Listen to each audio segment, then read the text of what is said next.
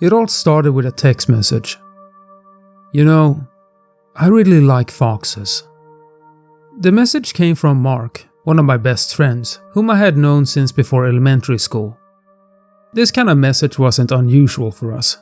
We'd often have these rather random conversations about whatever one of us thought about at the moment. I replied with, "Yeah, they're cute," and went on with my day, not expecting anything else to come of that. It was just a random 2-message exchange about an equally random topic after all.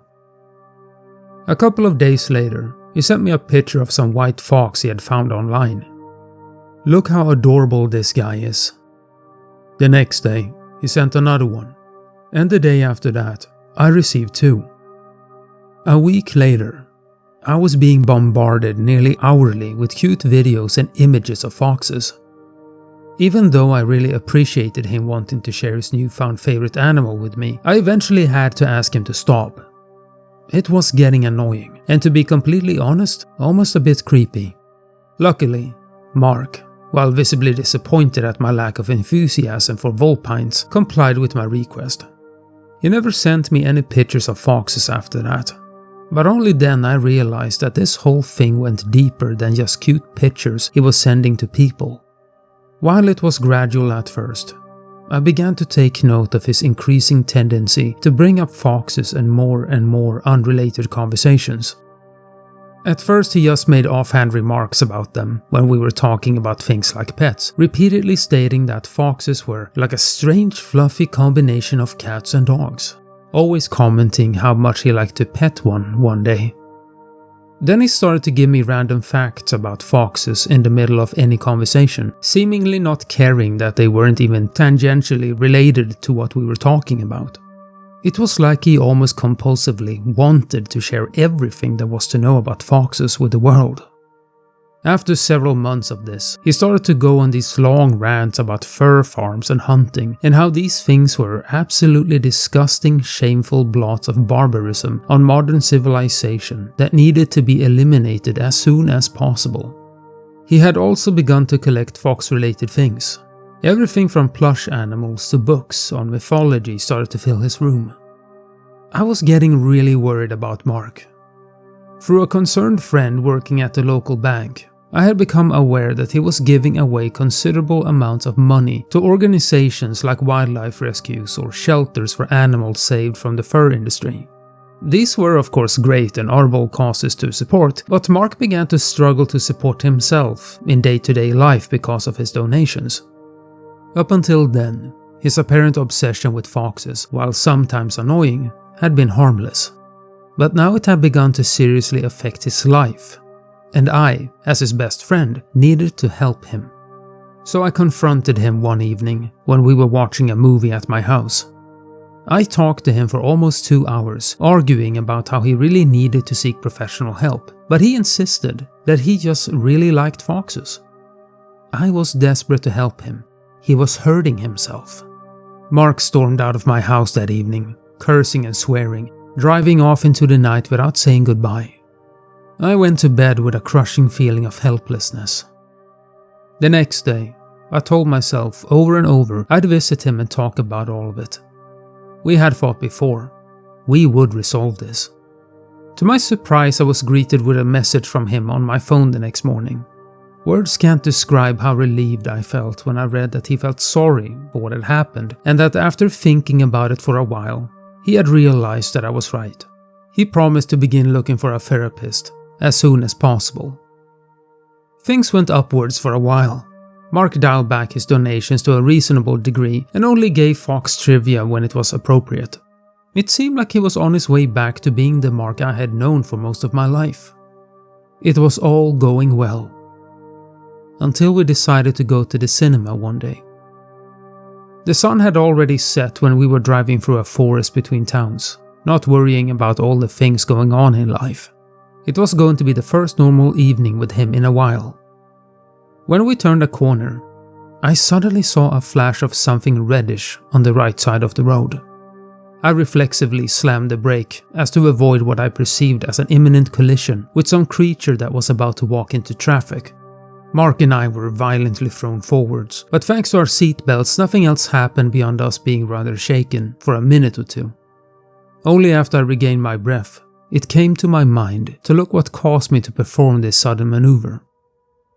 There, next to the road, a fox was lying on its side in a pool of dried blood. The poor thing had obviously been hit by a car. Its red fur had fooled me into believing that there was a living animal running onto the road.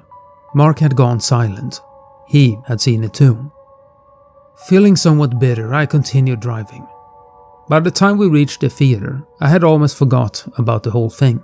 Mark, however, didn't say much during the entire evening. I could feel that something had changed within him.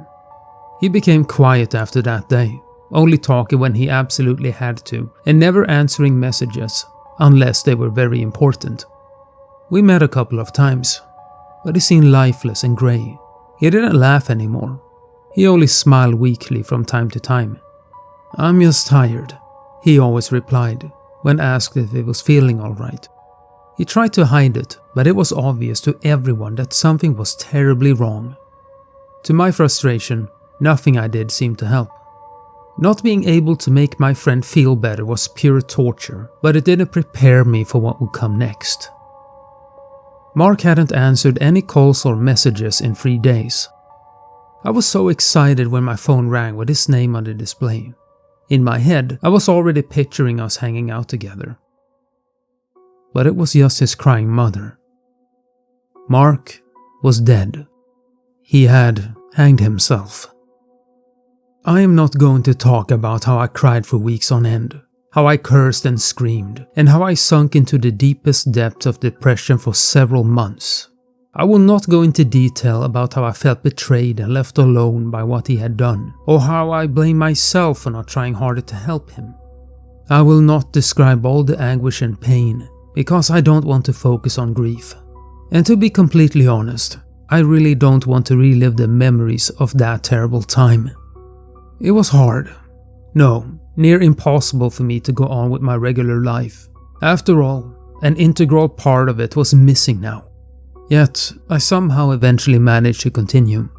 Life continued. I was beginning to feel better, choosing to focus on all those happy memories with Mark instead of the fact that there would be no new ones with him. For nearly half a year, I had made a steady climb out of my depression. Until yesterday. Yesterday, I received an email from Mark's address. It was manually set up to automatically be sent to me on that date. I began to tear up when I saw it in my inbox, but curiosity quickly won over sadness. With a deep breath, I opened it. "Hey, this should reach you a couple of months after First of all, sorry for causing you and everyone so much pain. You should know that I didn't mean to leave you alone or hurt you or anything. But it had to be done. I'm really bad at this whole emotions thing, so I'll keep it short. Thank you for being there for me. You did your best. It was not your fault. I know you have so many questions, but I promise you that you will find answers soon. Foxes. You know it's all just foxes. Once you begin to pay attention, they're everywhere, in one way or another. In mythology, in media, in everyday life. They have been there since the beginning. I realized that a couple of months ago. First in pictures, then in stories, then everywhere around me I saw them.